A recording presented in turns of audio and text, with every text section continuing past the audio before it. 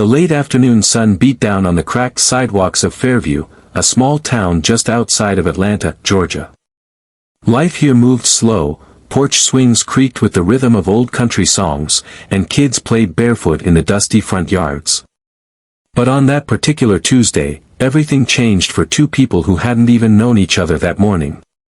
On the corner of Maple and 3rd Street, outside a strip of local shops, a young woman stood with a baby in her arms and a plastic trash bag slung over her shoulder. Her hoodie clung to her in the sticky summer heat, sleeves stretched down over her wrists. Her eyes darted left and right. Fear clung to her like sweat. Inside the diner across the street, 73-year-old Henry Walker sipped his usual black coffee. Same seat every morning. Corner booth. Nothing fancy, just peace and routine. A retired railroad mechanic and widower of 10 years, Henry had grown comfortable in his quiet. But when he saw that young woman through the glass window, something tugged at him. Then a man came out of the laundromat. Mid-30s, rough around the edges, shouting. He stormed up to the woman, grabbed her by the arm, yanked her toward him as the baby started to cry. Henry stood up. He left his coffee half-finished and crossed the street with the determined stride of a man half his age. "Let go of her," Henry said as he stepped between them. The man glared. "Who the hell are you?" "I'm the guy telling you she doesn't belong to you," Henry replied, not raising his voice, but leaving no doubt. The young woman stared at him, stunned. No one ever stood up for her. "You don't know what's going on," the man snapped. Henry didn't move. "Don't have to. I saw enough. Now walk away." The man hesitated, muttered something under his breath, then turned and stalked off. The woman let out a shaky breath. The baby quieted in her arms. "You okay?" Henry asked, not pressing, just offering. She nodded, barely. "I think so. You got somewhere to go?" Her eyes filled with tears. "I was heading to the shelter, but they said they're full." Henry glanced at the baby, couldn't have been more than 10 months old. He thought of his own daughter when she was that small. And of his late wife, Margaret, who would have never let a young mother walk away into the dark without help. "I live a few blocks from here," he said gently. "Got a spare room, clean sheets, and a working AC. If you and your baby need a safe place for a night or two, it's yours." The woman hesitated. "My name's Henry Walker," he added. "I've lived in this town for 50 years. You don't have to trust me now. Just know I'm offering safety. Nothing more." She looked at him, really looked, and finally nodded. "I'm Rachel. And this is Noah." Henry helped her gather her things and led them to his house, an old red brick bungalow with flower beds out front and a big oak tree shading the porch. Inside, it smelled like cedar and lemon wood polish. He showed her to the spare room, handed her clean towels, and made a pot of macaroni and cheese for dinner. Rachel barely touched her food. She was quiet, nervous, holding Noah close. Henry didn't ask questions. He just left a nightlight plugged in and said, "You're safe here." Over the next few days, Rachel slowly came out of her shell. She shared that she was 24 and had left her abusive ex the week before.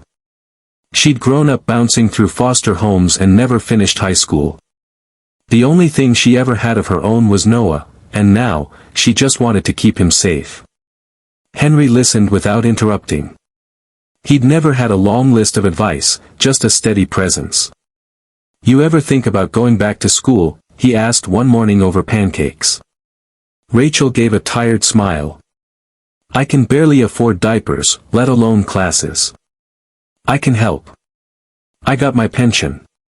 Don't need much. Place is paid off. Wouldn't be the first time this house helped someone start over." Rachel looked at him, confused. "My wife used to take in kids from the church when they were in trouble. She had a heart that was bigger than this house." Rachel didn't say anything right away, but something shifted in her eyes. Hope, maybe.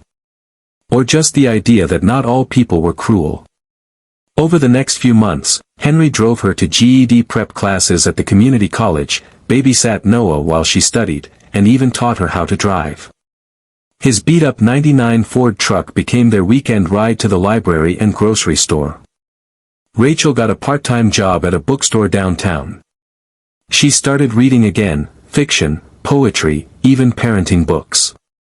At night, she'd sit on the porch sketching landscapes and cityscapes with the colored pencils Henry had picked up from the dollar store.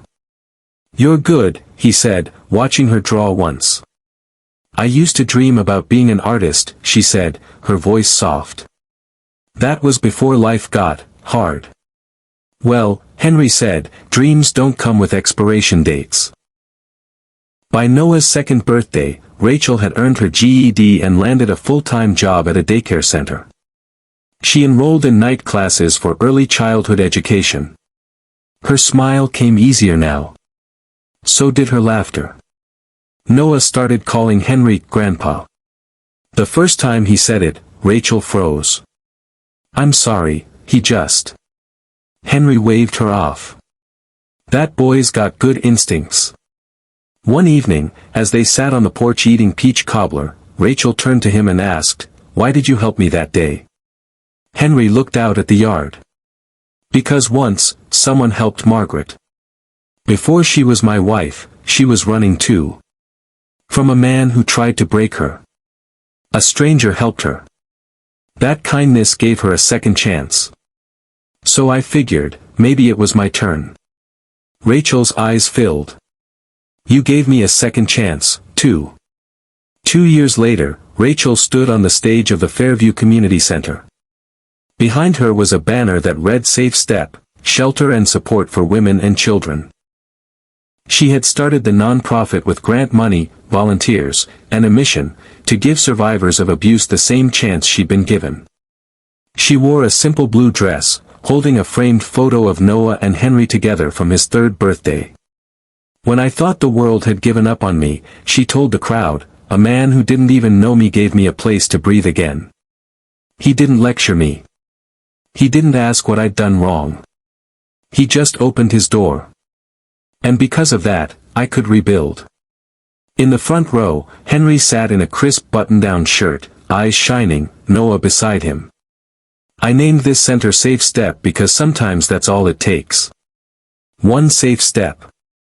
One kind soul. One act of courage." Afterward, she came down from the stage and hugged Henry long and hard. "You changed my life," she whispered.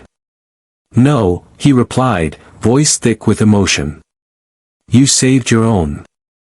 I just walked beside you." Today, Safe Step serves women across 3 counties.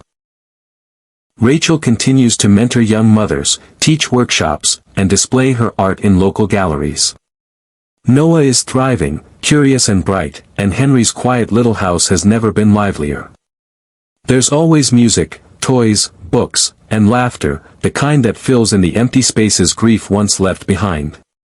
Sometimes, the smallest act, a voice that says, "Enough," a hand that reaches out instead of pulling away, becomes the moment everything changes. And sometimes, saving someone else becomes the very thing that saves you too.